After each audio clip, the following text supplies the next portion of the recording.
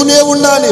Development అనేది దేవుని యొక్క బిడ్డలారా, మన బాడీ డెవలప్మెంట్ కావాలి, మన ఆత్మ డెవలప్మెంట్ కావాలి, మన భక్తి డెవలప్మెంట్ కావాలి, మన విశ్వాసము డెవలప్మెంట్ కావాలి, నా వాక్య సందేశము డెవలప్మెంట్ కావాలి, మీ ప్రార్థన జీవితం డెవలప్మెంట్ కావాలి, మీరు పాటలు పాడే విధానము డెవలప్మెంట్ కావాలి, మీరు పరిచయం చేసే విధానము డెవలప్మెంట్ కావాలి, మీరు దేవునికి ఇచ్చే విషయంలో కూడా డెవలప్మెంట్ కావాలి. హల్లెలూయా, హల్లెలూయా.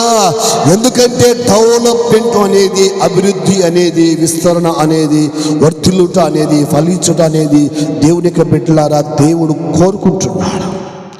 నాశనాన్ని కోరుకోలేదు, పతనాన్ని కోరుకోలేదు, ఎండిపోవాలని కోరుకోవటం లేదు.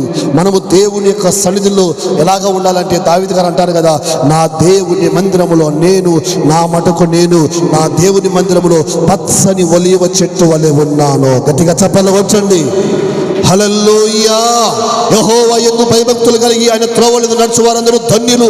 నిశ్చయముగా నీవు నీ చేతుల కష్టాయితని అనుభవించదవు. నీవు ధన్యుడవు, నీకు మేలు కలుగును. నీ లోగిట నీ భార్య ఫలించు ద్రాక్షావల్లి వలె ఉండును. నీ భోజనము పళ్ళ చుట్టూ నీ పిల్లలు పచ్చని ఒలీవ మొక్కల వలె. ఇది దేవుని యందు భయభక్తులు కలిగి జీవించేటువంటి వారి జీవితం. కీర్తన 128 మాటలు ఉంటాయి. అభివృద్ధి అనేది నీ పిల్లలు నీ చుట్టూ పచ్చని ఒలివ చెట్టు వలె ఉంచారు, నీ భార్య ద్రాక్షావల్లి వలె ఉంటుంది. అవును, దేవుని సన్నిధిలో దేవుని యొక్క బిడ్డలారా, దేవుడు అభివృద్ధి ఎలా కోరుకుంటున్నాడంటే పచ్చని ఒలివ చెట్టు వలె మనము నానాటికి అత్యధికంగా అభివృద్ధి చెందుతూ ఉండాలి. హల్లెలూయా. అంజూరపు చెట్టు వలె మనము అభివృద్ధి చెందుతూ ఉండాలి. నిరవంజి చెట్లు గడ్డిలో ఎదుగున్నట్లుగా మనము ఎదుగుతూ ఉండాలి.